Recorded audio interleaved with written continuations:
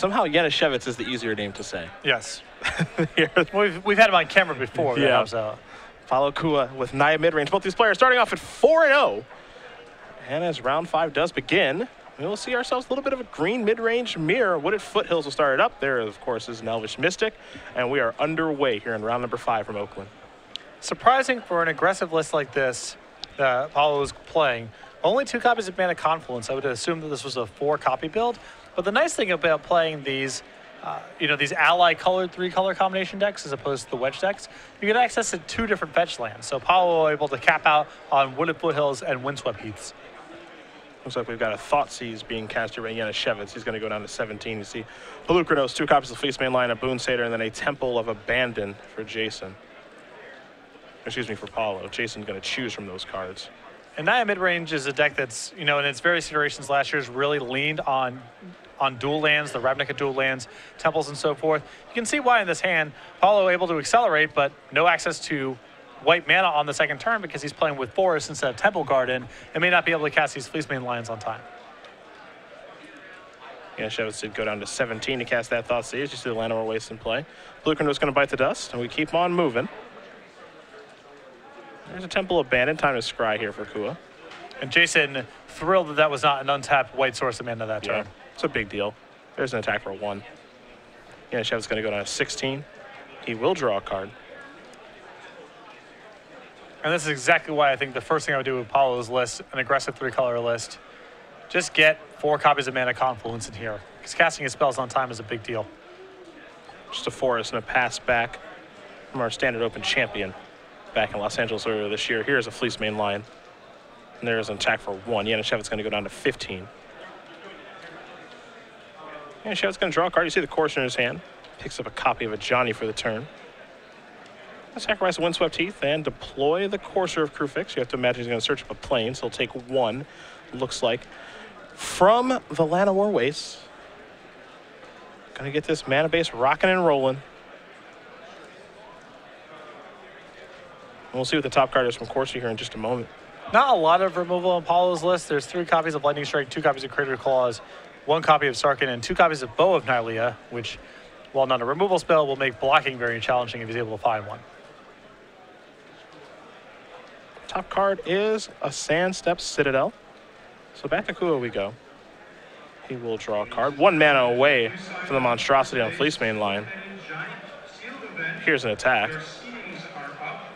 Janasiewicz going to look at the cards that he knows about in Kua's hand before making a block here. Yeah, no 5th mana source here, so it's not just a monstrous here. We'll see if Paolo's found a Lightning Strike. It almost feels like a freebie. All right, it is a Lightning Strike. So there goes the Courser. This is a really nice turn here for Paolo here because he gets to cast a Lightning Strike here and follow up with a 2nd copy of Fleece main Lion. Yeah, that's actually a really good turn. That's a turn right there. Janasiewicz going to draw Sandstep Citadel for the turn.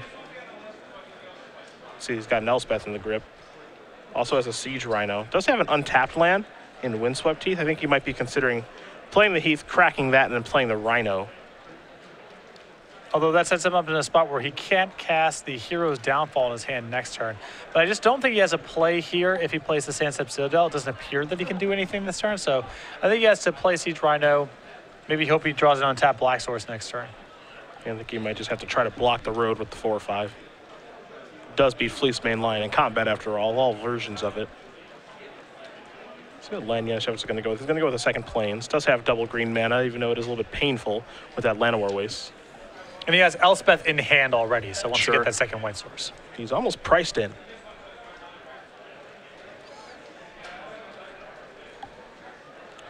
There's the Rhino. He'll take 1 and then gain 3. Well, that's going to try to be the stabilizer here in this position. Kua will untap with those 2 Fleece main Lions. Couple of lands out there, an Elvish Mystic. Take a draw for the turn. Here's a very quick attack. Well, if you're blocking last turn, I think you're probably blocking this turn, right? Well, if it's another Lightning Strike, this block's even juicier.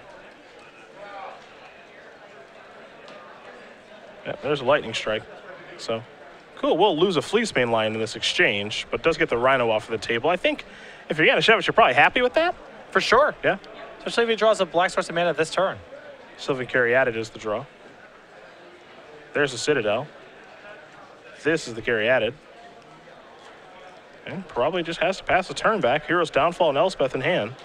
Just trying to make it there. This is the one turn where if nothing too bad happens, Jason starts to get to take over. Well, step one is attack with the Lion. Janasiewicz will take the damage. Go down to 8. We're just going to pass the turn back. So his draw does not look to be coming together very well at all. I think it's a colored mana issue too. I know he has Ash Cloud Phoenix in the hand right now. Does not want to deploy as a morph.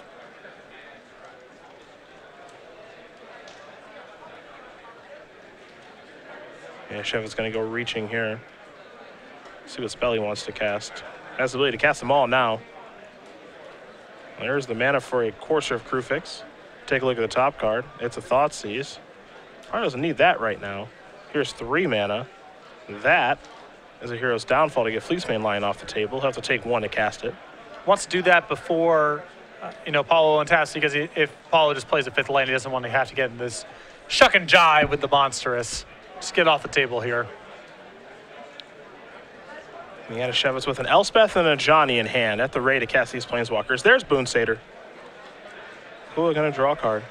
Of course, Janasiewicz knew about that Boon Satyr from a Thoughtseize on the first turn of the game. There's a Fanatic of Xenagos. And with Elspeth in hand, I have to assume this is just going to be a 4/4 blank. Yep, make it big. Don't want to get hit this turn. Yeah, looks like you called it. It is a 4/4. Here comes Boon Satyr.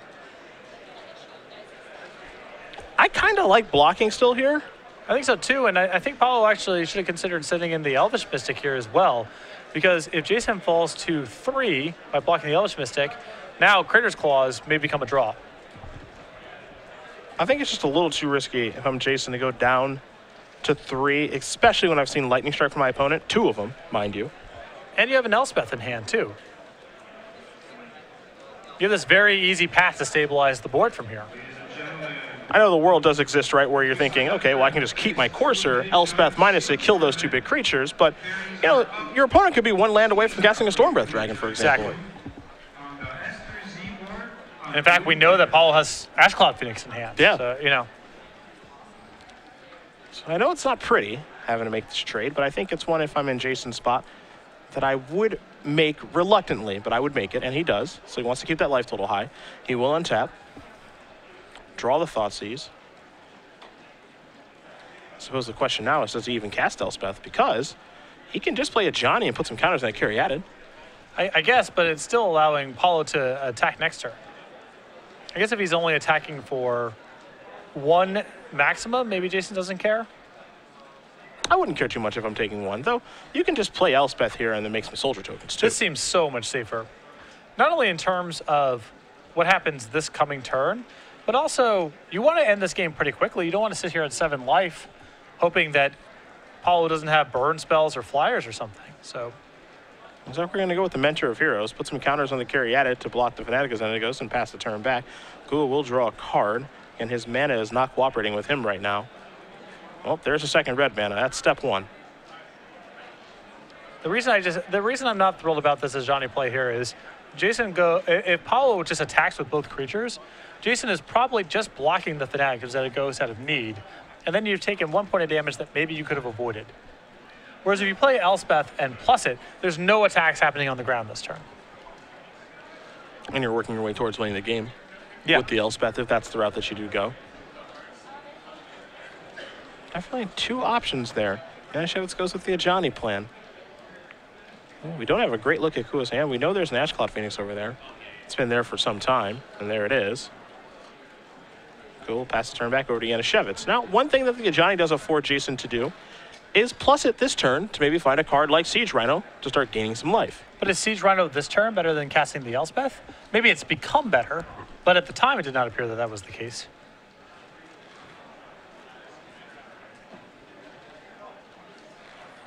Decision to make here if you're Janasiewicz. You know that you're under the gun in the skies. Ash Cloud Phoenix is here. Who knows what the follow-up could be. And once you have Elspeth in play, plussing Elspeth and then casting 1 spell a turn is very powerful. The same thing is not true of Ajani, or not nearly to the same extent. Looks like the elevator's going up on Johnny to take a look at cards. Hero's Downfall, Stands Up Citadel. All misses. Bye, bye, bye. Bunch of lands and a downfall. Now it might be time to go that Elspeth route. It's almost like he doesn't have a choice, really. Well, if he Elspeth and minuses, then that means he has to commit all of his mana to it. And the Elspeth dies on the way back. And if he Elspeth and pluses, then he's taking a hit from this Phoenix, and that's something he definitely does not want to have happen.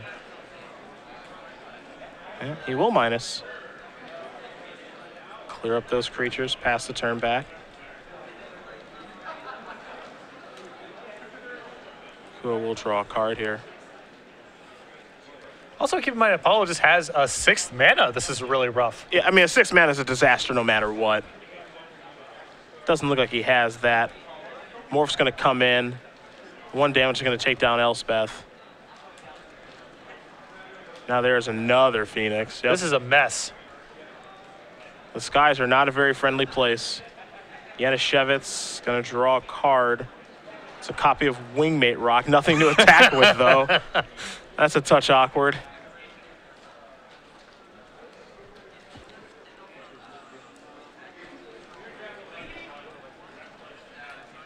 Looks like Jason's life total should be 5 right now, taking 2 damage from the Morph last turn.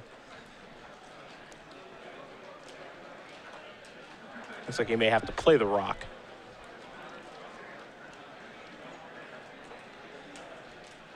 Maybe make it a little bit bigger.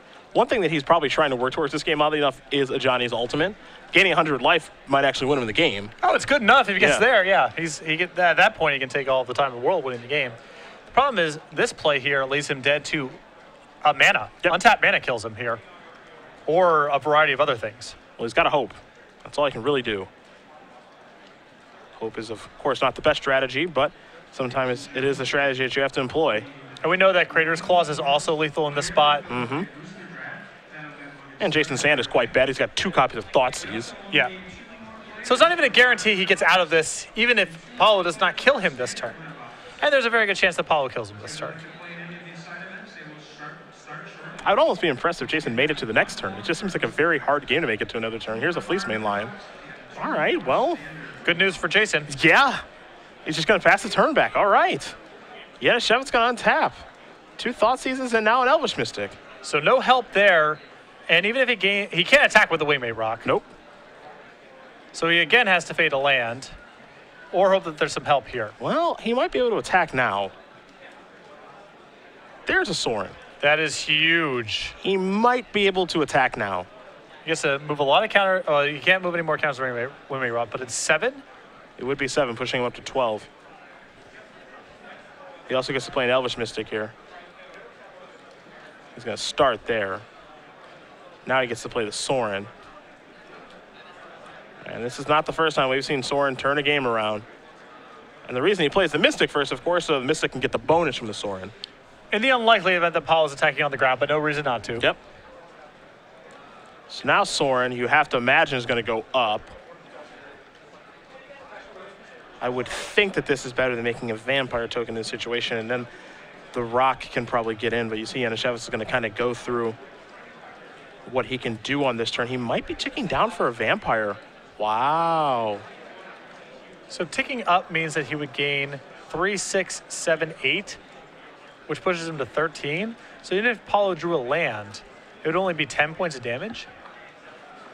Let's see what the draw is here. So hanging back on D is also risky in this spot too, because Crater's Claws is still a live draw. Mm-hmm.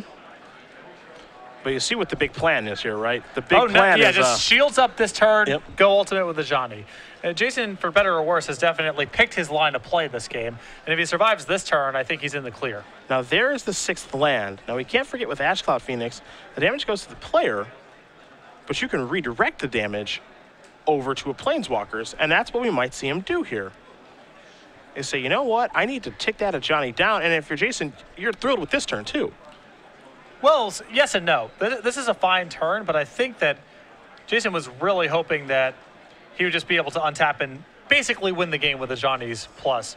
And we remember, we know that Paolo has Crater's Claws in his deck. So this attack seems awfully ambitious to me. Now this is going to be a block on 1, and the Vampire token isn't even force blocking the situation since it's not lethal. He's already played a land this turn. Ambitious is the word I would use too.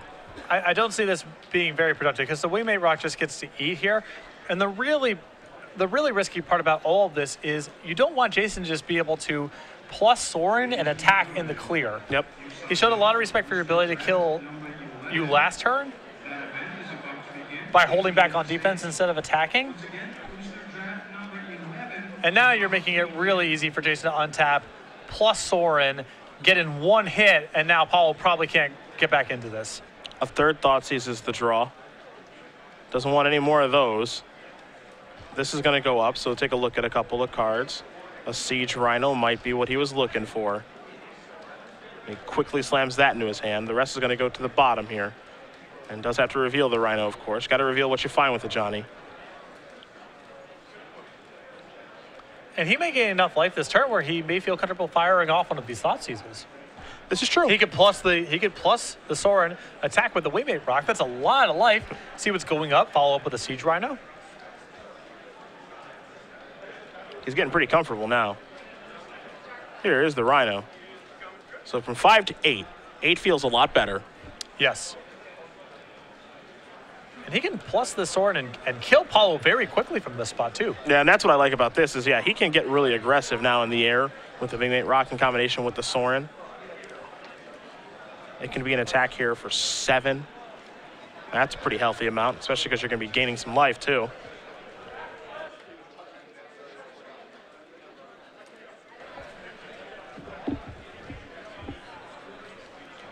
Continues to play defense, though.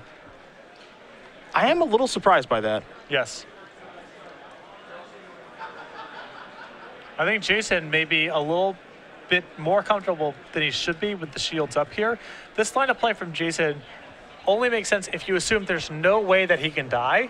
But we know Paolo could easily, over the course of 2 turns, chain together, unmorph Ash Cloud Phoenix, untap, and Crater's Claws you. Here's Monstrosity on a Fleece main line. Just pass the turn back. If those are going to be Paolo's turns, however, Janasiewicz will win. Yeah. This is fine. Because that turn is not anything impressive. And that's why I think that Paolo just needs to commit to spending his turns unmorphing the Ash Cloud Phoenix, because his only draw is Critter's Claws. I suppose Monster Sting, the Fleece main line, gives him a 4 power creature regardless. But yeah, we might be in the spot now, as you mentioned, where Janasiewicz is comfortable actually casting one of these Thoughtseizes. I mean, if he's committed to just turtling up here, playing defense and trying to win with the Johnny's ultimate, he may just say, well, there's no way I can die. I'm just going to hang back. But we know that's not true. He can die. Yep. Critter's Claws can kill him. Johnny's going to tick up, make Siege Rhino a little bit larger. See if he does finally want to get aggressive, maybe with Sorin here. Another card to keep in mind with all of this out of Paolo's deck, 2 main deck copies of Bow of Nylea. And if that happens, Paolo may be able to throw some attacks together because all of his attackers have Death Touch. Yep. Sorin's going to tick up again, give everything lifelink, and now we're attacking.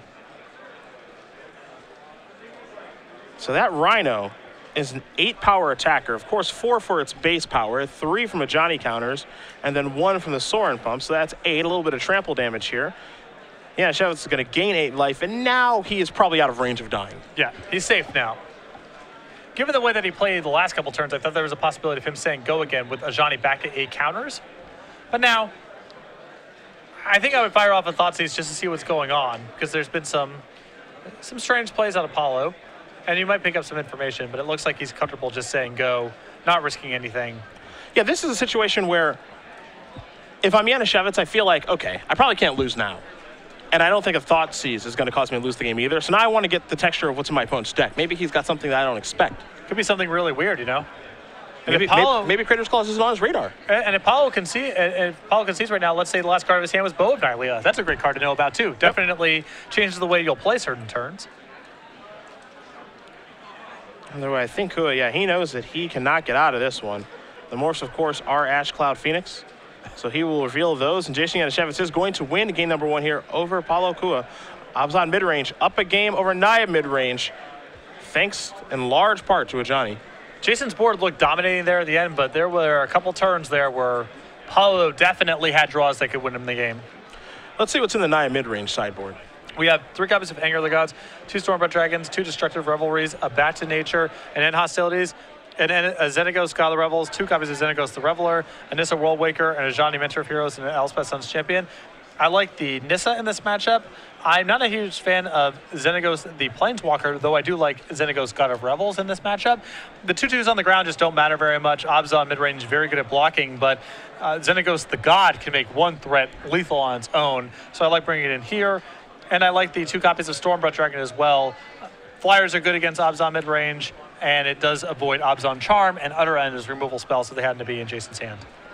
Take a look at 2 copies of Arbor Colossus, 3 Bile Blights, a Dune Blast, 3 copies of Drowning Sorrow, 2 in Hostilities, and a race like Garruk, Apex, Predator, Liliana Vest, and then a Nissa World Waker. So, of course, the Planeswalkers and those mass removal effects here in the sideboard of Abzan mid-range. I do like the Dune Blast. I actually kind of like the Garruk here. Yeah, just go big. I also like bringing in the Bile Blights because Paolo has shown that he's got kind of an early game going on here. He's got some Fleece Maiden Lions and such. Yep. So I would bring in the cheap removal. I'd bring in the Sweepers and a couple of Planeswalkers here. I wouldn't bring in Liliana, for example. The matchup's not really about controlling someone's hand, but I think that Nissa and the Garruk are well suited. Well, as these players do sideboard, we will get ready for game number 2. We will talk about Cardboard Crack, paperback books now. The very popular Magic the Gathering themed black and white stick figure cartoon coming to you in book form. We have 2 books on sale right now on Star City Games for $12.99 a piece. StarCityGames.com/cardboardcrack for more information. One of my absolute favorites. I follow these guys on Twitter. Okay. Big fan. It's just something nice in my day I get to see. Good And for a chuckle. truthfully, get it right a lot of the time, too. Yeah. Their jokes. So very, very well done stuff. Again, StarCityGames.com/cardboardcrack for more information. As now we finally do have an Abzan mid-range deck here on camera. Siege Rhino finally showing up to the party. I had one briefly, but you know, now we get to really see it in action. Yep. I have some pretty high standards for comics as a rule, you know. And Cardboard Crack usually gets a chuckle out of me, and I'm a tough audience, so that's high praise. Trust me, he is a tough audience. Yeah. You are just old. I am old. Humor, But even you're when I was weathered. even when I was a kid, man, we got the Sunday newspaper, and you get all the cartoons there, the cartoon strips. And even as a kid, Garfield and Marmaduke, I was like, this is just the dumbest, like, who laughs at this? Marmaduke just knocking over plates and just being a big dog or whatever. Garfield. Did you like Clifford? No. No. I liked Calvin and Hobbes. I liked The Far Side. That's about it. See, I normally reach for the sports section on Sunday morning, or oddly enough, the coupons, because my dad made me cut them. Ha. Thanks, Dad. That's good. Thanks so much. Value of $1 is an important lesson to learn. Had to learn I don't it mind early. it. I don't mind it. Had to learn it early. And how much paper cuts suck. Yep. I learned that pretty early, too. As a 7 or 8-year-old, it's not like your time has a lot of value on the free market. I don't appreciate saying that at all. Well, you have no skills, and it's illegal to hire you. I was very good at NBA Jam. I think that is a skill. Well, not one that your parents can leverage into money. So you cutting out coupons is a more valuable use of your time for your parents than anything else you could really be doing. You know, I suppose that's true. I think Doonesbury was another cartoon I liked when I was a kid. I may be forgetting the name, but it was some political topics, sort of dry not webcomic, rather. I imagine that you hated Dilbert. Dilbert is an F-. Yeah. Dilbert is atrocious. Not much of a surprise there. Yeah. Saw that one coming a mile away. It's like first panel is a thing, second panel is something vaguely funny, and third panel is the punchline that ruins the joke. Every Dilbert comic would be much more funny if it was only 2 panels. I see. Yep. There's probably a market for that. You could really open things up. Well, whatever. That guy's made his money. I mean, he's not gonna take my critique seriously. But That's probably true. 2-panel Dilbert, I think, is a big upgrade over 3-panel Dilbert. I've heard that we've just lost a few viewers due to your Dilbert thoughts. That's fine. Don't care. Dilbert, a great comic. Actually, I actually liked Garfield. I don't really care for many of the other ones. I was fine with Garfield. He really likes lasagna. Well, that's the joke. So do I. So, right, but lasagna is no joke. I'm not sure how you're supposed to stretch, 40 years worth of content out of that joke, but, more power to him. Still trucking along. Well, it's relatable. I like lasagna. It is relatable. He likes lasagna. We've got a lot in common. I like sitting around. So does he. That's an awesome way. That's an awesome way to compliment something that just isn't very funny. It's relatable, you know? Windswept Heath going to search up a plains. My days are also often pretty boring, and I like eating food. Yeah. So we have that in common. Here's the Fleece main line and an attack for 1. Janasiewicz going to go down to 19. You saw him play Temple of Malady on turn number 1. Draws a copy of Dune Blast. After the match, he's going to try to set that up for the rest of the game. Let's see what the second land is. It's definitely got some options. He may have a Bile Blight in hand, just not sure if he's got another black mana source. I gotta be careful about making fun of things because after last week when I made fun of Coheed and Cambria, I got some hate tweets from someone. Yeah, you were under attack. I was under attack. Yeah. Someone was not happy. K's of Koilos going to come into play. Pass the turn back over to Kua. Decides he wants to use his turn bio-blighting. There's the attack. There's the blight. And this is a subtle thing, but when you're in spots like this, generally speaking, I like Paolo just casting whatever he's going to cast on his first main phase. Because when you attack with the Fleece main line and then don't attack with the Elvish Mystic, it's an indicator that you plan on using the Elvish Mystic for mana. And we see it here, Paolo tapping out for a Pelucranos. If you attack and Jason goes, I'll bio-blight your Elvish Mystic, you might not have anything left to do with your turn. Yeah, it could be a disaster. And if Jason has something like Courser or Crewfix in his hand and a third land, it's very realistic. He says, all right, I'll take 3 from the Fleece main line, kill your mana creature, maybe swallow up your whole turn, and now your Fleece main line is not worth very much. So tip at home. Sometimes with those mana creatures, if you're going to be giving away that you're going to use them in your second main phase, cast the thing you're trying to cast in main phase 1.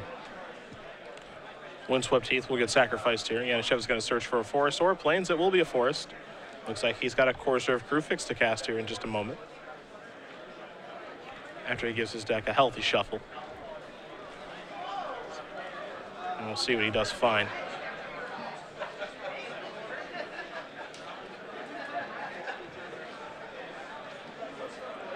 There's 2-4. Take a look at the top card, Hero's Downfall. Pass it back. And that Hero's Downfall I actually think is a pretty interesting reveal because Janasiewicz has both a Dune Blast and an Hostilities in his hand. So Paolo may have some interest in saying, okay, I'm going to deploy and dump a bunch of creatures to overpower the Hero's Downfall, and then they all get swept away. Exactly. That's the squeeze that Abzan midrange can put on you post-board. There's a lot of spot removal and a lot of sweepers, and we've seen with, say, Blue-White Control last season, where that can be a very hard combination to mix through. Oh, there's the Bow of Nylea. It's going to give everybody Death Touch. Into the red zone we go. This is the card you talked about last game. I don't think it's especially good in this matchup as we see another valuable reveal here and Hostilities, but it is an important card to know about if you can get that information. Temple's going to put Hostilities to the bottom. There's a land on top. That'll be Janasiewicz's draw for the turn. Here's 3 mana. We think. Remember, Paolo knows about the Hero's Downfall here, so. Yep. That's easy to cast. At that point, there's no incentive for Jason to get fancy. And I'd be surprised if Jason doesn't attack her simply because attacking creature have Death Touch. So if that Elvish Mystic comes into the red zone, I can't imagine you're blocking it. Exactly. Unless he's willing to trade off, which does not seem right to me. He needs to be attacking. So Bo doing a little bit of work and a big draw for Paolo.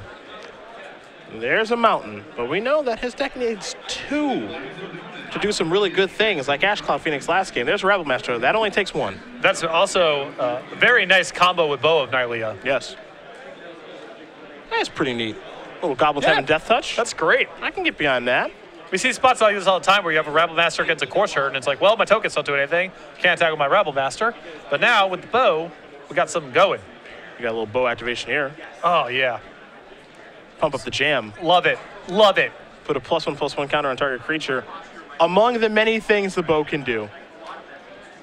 Janasiewicz going to draw a copy of Llanowar Waste. Arbor Colossus is the top card of the deck. You take a look at the mana base there. It's a little bit painful. It also only has 1 white mana among it. And Arbor Colossus, another card that gets much worse against Bow of Nylea. Normally that's big enough to cover everything Paolo can bring to the table, but the Bow makes blocking really tough, as we all know. Janasiewicz going to reorganize his lands a little bit here. And he can't cast End Hostilities because he doesn't have double white. Yeah, he has a Sorin. It looks like he might go that route. But he's sort of getting squeezed here. This bow is going to be a challenge. Normally, Abzan mid-range is exceptional at blocking on the ground, but not this game. I'm surprised to see just how good the bow is here. It's not a matchup where you would assume that that bow would be very good, but because Paolo has to attack on the ground, and because one of Abzan mid-range's strengths is blocking on the ground, the game can shape up like this, where bow would make an otherwise very safe board for Jason problematic. Who are going to draw a card? It is a mystery. Let's see what he can put together here. I mean, there's no absence of power on Jason's side of the table or in his hand. Another Fnatic Xenagos here. A tribute trigger will be placed on the stack. No, power is not a concern here for Jason at all. I can promise you that much. But Boa Nylea may allow Paolo to hang, even though he's just attacking on the ground. Fnatic Xenagos, we can't forget, has Trample, a combo with Death Touch. Oh, shoots the flyer. We're seeing all the parts of the buffalo. Yeah. Boa Nylea doing it all. There's Rebel Master Trigger. Red zone time. All we need to see him is put that Palukra nose on the bottom of his library. We'll see it all. Rebel Master going to hang back on D. Going to go after the Sorin here. I'm not a huge fan of Rebel Master hanging back on D when you know when hostilities could be coming. We saw one go to the bottom of the deck. Sure, it's still, I still feel like a short game is not that, a long game rather is not that great for Paolo here. And if the Rebel Master trades with the Courser, well, it's not like that's the end of the world. Utter end of the top card. Looks like it's Arbor Colossus time. Pain-free. There's the 6/6. Janasiewicz is having some mana issues at this moment, though. Doesn't have the double white for hostilities, and he's a little far away from Dune Blast. Dune Blast can be a game winner. I have no sympathy for someone with 3 colors of mana and playing 5 lands on the table. It's not mana trouble. Well, it sure feels that way. Don't say I'm stalled on lands. Don't say I'm color screwed. It's not true. Cool, gonna draw a card here. Boa Nylea doing a real number on this game. Yes. Again, not a card I had high hopes for in this matchup, but this game it's been incredible. I think Jason would have had no issue stabilizing this game if it weren't for this Boa Nylea. There's a Goblin token. Attack him! Yeah, it's red zone. Everything. Time. Patrick wants everything. No, Rebel Master's going to stay home.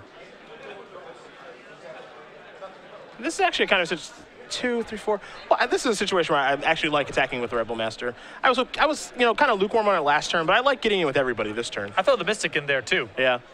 Depends on what's in the grip, of course, but Arbor Colossus is looks like it's gonna block Fnatic, but because Fnatic has Trample, it only has to assign 1 damage to something. Yeah. In combination with Death Touch. So it's a bit of a combo. So there are your blocks. Damage is gonna come across here. You have to imagine there's a follow-up here, right?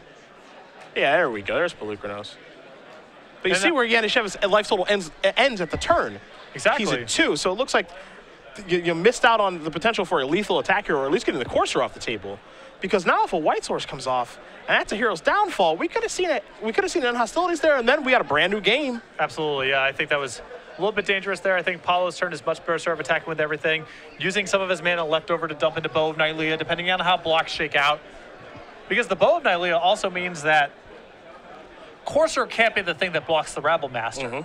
Because he can just make it +1/+1, and then it's not a trade anymore. Yep. It has to be the Arbor Colossus, at which point the Courser is either chump blocking Fnatic of Xenagos, or it's going in front of a token, and either one of these is really good spots for Paolo to be in. So I think he needed to make a much more aggressive attack there at the end of game 2, but Jason did not find the second White Source, and we go on to game 3. Game 3 is where we'll be at in just a moment, but we will talk about SCG Game Night every week in November, and we've got a new token for you. This program has been so well received that we don't want to lock it in just to Wednesday nights anymore. Stores, you can run it any day of the week that you want to. Every month we send out a new kit of foils and pins. This coming November will be the Worm token that you see on the screen right there. If you're interested in getting these kits to your store in December, make sure to go over to Star City Games right now and check it out. StarCityGames.com/game night for more information. It's a worm. Friendly, fun, Magic, any day of the week, any format you want, sanctioned, not sanctioned. Just get more people in your store playing for foils and pins. It's simple. Easy stuff. This match, anything but. These players going back and forth with their mid-range green decks. We'll see who's able to take it down here. Kua, of course, splashing red. Well, Janasiewicz has the black splash here. Looks like Janasiewicz needs a little time to prepare for game number 3, so yes. We will come back to the booth here. Center field is Patrick Sullivan, StarCityGames.com Open Series here in Oakland, California. Almost halfway home here. Seen a lot of Jeskai, seen a fair amount of Mardu, and now we do have some obs on here from our Star City Games Los Angeles champion earlier this year, Jason Janasiewicz. And I've been very impressed with the green X shells. The green-red Monsters deck that won Grand Prix Los Angeles. We had a little bit on booth in Minneapolis last week. Not that Paolo's deck is exactly that, but it's a derivative of that kind of strategy, mana acceleration to big threats.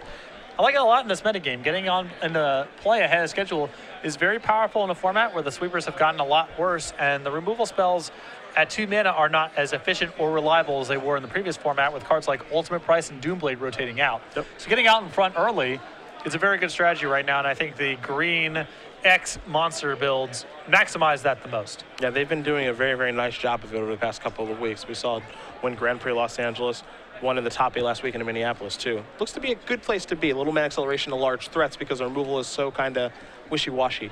The issue is that with the deck is that you need to have green mana on turn 1 because you're trying to cast Elvish Mystic, and then you need double red pretty early on because you have Ash Cloud Phoenix and Stormbreath Dragon. Yep. So I think to maximize the deck, you can't really go into a third color. I think there's too many balls in the air at that point. And even with the 2-color build, you're often not going to have double red on time to cast your threats that you're carving out into. So that's a bit of a weakness with the deck. But the overall game plan of mana acceleration into big threats, I like a lot right now. I think it lines up very nicely against Abzan. And if you have enough ways to break serve, enough lightning strikes in your deck and so forth, I think you can have a good matchup against Jeskai as well. Take a look at our Season 4 leaderboard here, see exactly where all of our players do stand as we are working our way through here through Season 4. We've already got 6 players qualified for our Players' Championship. You'll see that Ross Meir and Kevin Jones, well, you can almost slot those two right in. Yep, Gerard Fabiano, Steven Mann, and Jeff Hoagland. A lot of these names have moved up on the list here in light of recent suspensions. They're knocked off a couple players that we had in the top 16 prior to this. And then you move over to the next page, you start seeing, again, some names you'll recognize, some that may be new to you if you've been following our top 16. Ken Keller, Logan Mize, Jim Davis, Andrew Tengen, Brad Nelson, Eric Rill, Danny Jessup. On the next page, top of the list there will be Todd Anderson, also on the outside looking in, but a player with a really good shot at making a push to the Players' Championship, especially now that we have a couple slots that are freed up. Yeah, we know that he and Brad Nelson will be traveling to all of the Open Series events for the rest of the year. So they are at Grand Prix Nashville this weekend playing in the Team GP, but we'll see them every other weekend. So should be a lot of fun, and we'll see who ends up kind of making it through this thing. And before the Players' Championship, with the exception of Grand Prix New Jersey weekend, there is an Open or an Invitational every weekend up until the Players' Championship. Yep. So still a lot of time left for these players. Some of them, you see at the bottom of page 2, top of page 3, to accumulate those points and make a push for the Players' Championship. Our players are shuffling, so we will head back over to the match here between Janasiewicz and Kua. Abzan versus Naya. Game number 3 of round number 5 is where we are at here in Oakland. Don't forget tomorrow, all the legacy action that you can handle, which means probably a lot of treasure cruises. Yes, for better or for worse. Though the community's, some of the most invested legacy players' anger towards Treasure Cruise is something that irritates me, and I'll probably be going off on it some length tomorrow. You? Yep. No. You would never do anything like that. It's a tempo of silence to start game number 3. It's like they want the format in a cryogenic chamber, where it's just frozen forever and never changes. Looks like the card's going to stay on top here for Janasiewicz. To Kua we go. It's a mana confluence. It's a painful way to cast Elvish Mystic, but you can cast it. And both of these games, Paolo has had issues with having the right colored mana. So having a mana confluence early on, maybe this deals some damage to him, but I think being able to cast his spells on time, more than worth it. Sylvan Carry added here for Janasiewicz, so he's got some mana fixing and some ramp here. We're going to sacrifice his Windswept Teeth. Forest or a Plains coming, it will be a Plains. And we'll see what Paolo does have to play on the second turn of the game here. So he's got an Ash Cloud Phoenix, and he's also got a Fanatic of Xenagos here. It's time for a tribute. That's what Janasiewicz wants to do with this. You can see he's got a Drowned Sorrow in his hand. It's usually a 4/4. Drowned Sorrow not looking great right now. The only time that I think this is close, if you are playing Obzon mid-range, is if it looks like he's going to just allow this to hit him, is you have a courser in hand. Mm-hmm. So that's usually a 4-4. Janasiewicz going to take 4. Yep. It's down to 16.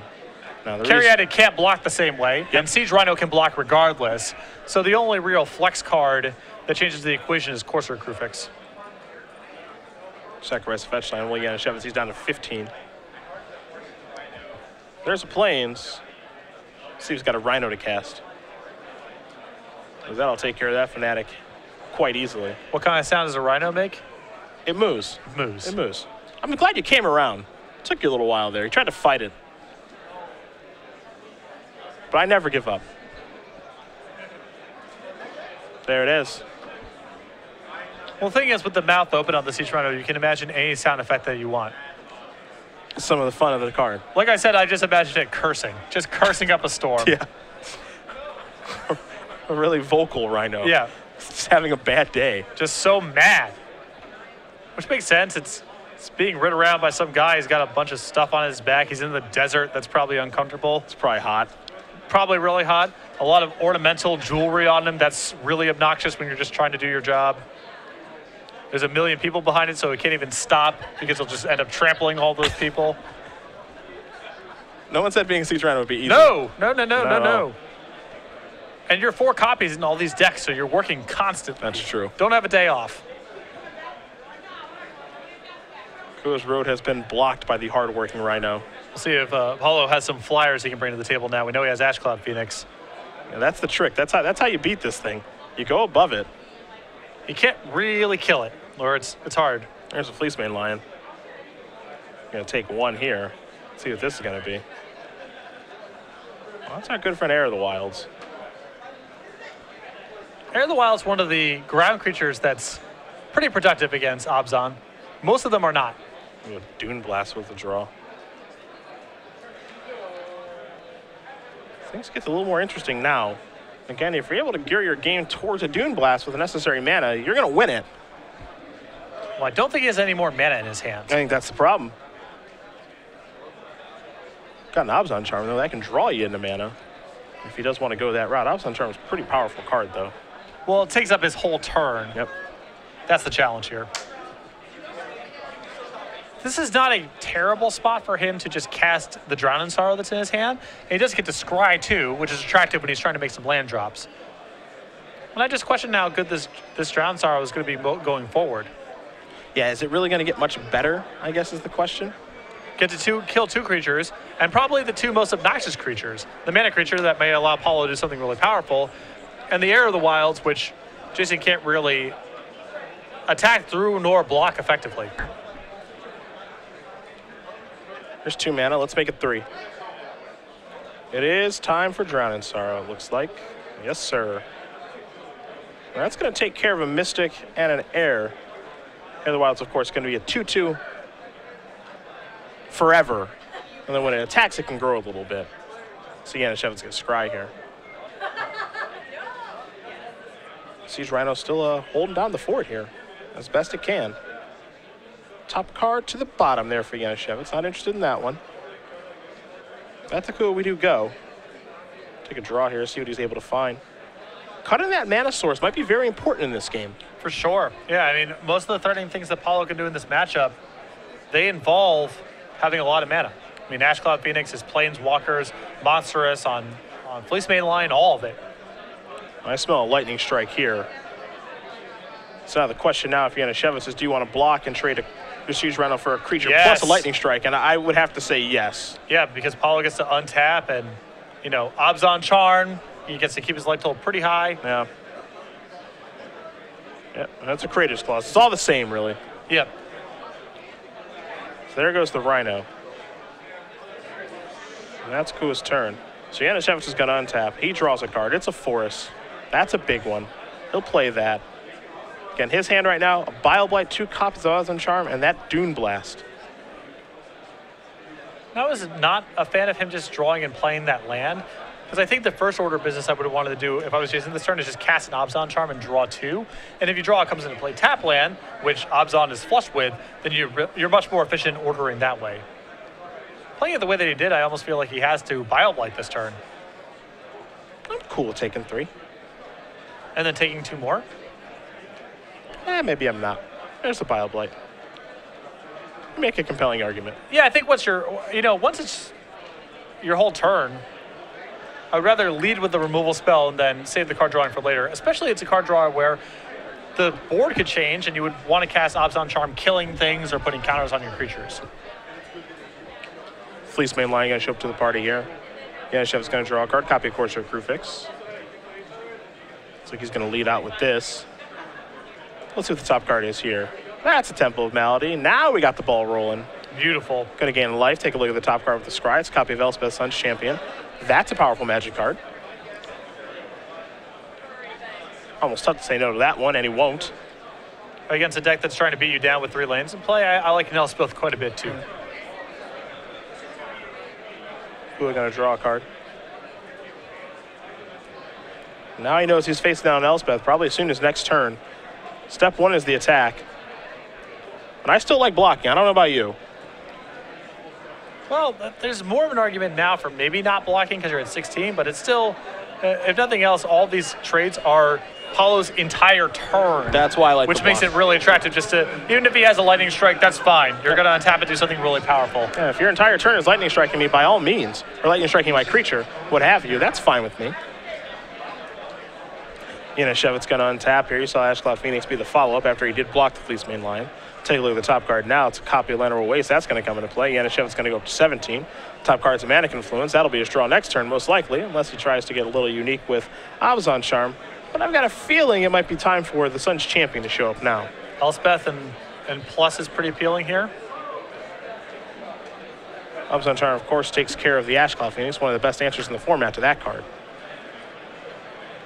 And maybe given the advantage he has in play right now, he's happy holding off a turn on Elspeth to make sure that nothing weird happens with his Ash Cloud Phoenix. I think that world does exist. Though he is separating some mana. Again, pretty tough to pass up on an Elspeth, but either route that Jason does go, he's in a pretty good spot. He has a lot of good options, which is a great place to be in.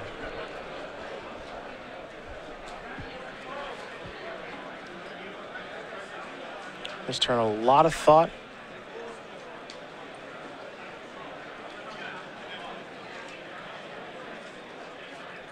It looks like he might go with Dune Blast. Now this one I actually don't like very much. This feels like we're a little early to be doing this. Because he's not going to kill a ton of stuff with it. He gets to keep his Courser. But the Ash Cloud Phoenix isn't going to die. He loses the carry added. Is he going to try to get aggressive in this exchange? It looks like he's going to. So I guess what's nice about this play is that if, let's say Paolo taps the Mana Confluence, he falls to 6. He probably doesn't block the Courser when Jason attacks next turn, and 2 copies of Abzan Charm finish the game off. Okay. So maybe based on Paolo's specific life total, this is attractive, but now this is happening and feels like you've given up a little bit of value for not a lot of upside. Draws a Mana Confluence. Abzan Charm's the top card. That's going to come into play.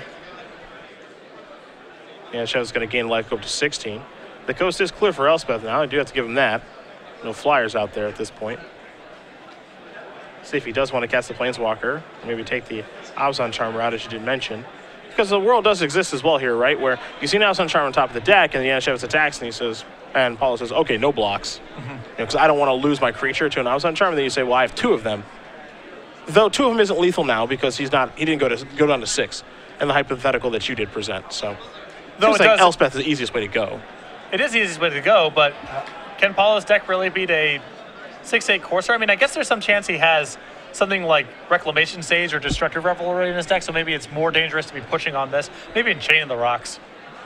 Not impossible for any of those cards to show up. Yeah, so I guess I just like erring on the side of caution. If Paolo doesn't have anything of significance, your Elspeth tokens plus the 2 Abzan Charms are going to kill him next turn regardless, so. It's time for some soldier tokens here. Saw the attack with the Courser. And Elspeth, of course, going to deploy her soldiers. And back to Kua, you have to imagine we're going to go. It's time for him to draw a card. Janasiewicz is getting even closer to being 5-0 here in Oakland. Paolo has made a really good match of it. Here's a Johnny Steadfast. But it's just really hard to beat Abzan mid-range on the ground. He was able to take one of these games basically just on the back of Bo of Nylea. But it's hard to win 2 games out of 3 like this. Yeah, I just don't really want to be on the ground against this sort of deck. This is where they're at their best. You see until in a turn. Up to 1 target creature, which will be Fleece Mainline. Gets +1/+1 against First Strike, Vigilance, and Lifelink. Haven't seen a lot of a Johnny Steadfast since it's come out. No. That's the short summary. I have no follow-up. Yeah. We just have not seen a lot of this card. I do remember Andrew Boswell, I believe, using this to great effect when we were in Baltimore in combination with Skylasher. That's a combo. Yeah, against Mono Blue Devotion. Something he was able to put together. They couldn't attack and they couldn't block, and you're getting life in the exchanges. Well, that's really the last we saw of him. That was during Season 3 on the Open Series. That was a long time ago. Formats and cards, they're all contextual. Yeah. See a jump block there from the Soldier token. Pass the turn back. Kua going to gain a little bit of life there, of course, as Steadfast does grant lifelink. An Abzan Charm added to the grip. Drown of Sorrow, the top card on the deck. Looks like it might be time for Janasiewicz to attack here. Just trying to figure out a way to close this out with 3 Abzan Charms in hand. Well, I think that with Jason here, just send everything at Paolo. If he says no blocks, period, then you kill him. And if he blocks, then you get to recommend combat by using your Abzan Charms as pump spells. And you get to decimate the team. Abzan Charms is going to take care of the Lion. Here's the attack. These players have about 2 minutes left here in the match. And this, I did not like the use of Abzan Charm there very much, because he always has the option of trading Abzan Charm for the Fleece Main Lion. Sure. And it's possible Paolo blocks in such a way this turn that it's just lethal. Janasiewicz going to put 2 counters on whatever is blocking, whatever is being blocked, excuse me, by the Morph creature. He can distribute in a unique way, so get those out of there, force through some damage. And now the Elspeth, you have to imagine, is going to go up. So here come 3 more Soldier tokens. Rarely do we see Abzan Charm distribute +1/+1 counters across 2 creatures. Typically only on 1. And in that spot, I think Jason would have been better served just making a 3/3. There's land number 5 finally here for Paolo. I don't think there's really anything he can draw that gets him out of this situation. Going to do a little bit of math here. And that is going to do it. Jason Janasiewicz is going to win this match over Paolo Kua. 2-1. Abzan mid-range takes care of Naya mid-range, and our Star City Games Los Angeles champion from earlier this year off to a 5-0 start. One of the reasons that Abzan aggro can get away with attacking mostly on the ground is it has so many removal spells. And even then, the matchup against Abzan mid-range is probably its worst matchup in the format. You have Hero's Downfall, you have Utter End, so you can clean up the Courser Crewfixes and the Siege Rhinos that make it so challenging to attack on the ground. Paolo has no tools that efficient, and you saw what you saw. One game he was able to win up with Bo of Nylea, which prevented Jason from blocking, but the other 2 games, he got in some hits, but very quickly the ground got locked up. And too much of Paolo's deck is creatures that are just attacking on the ground.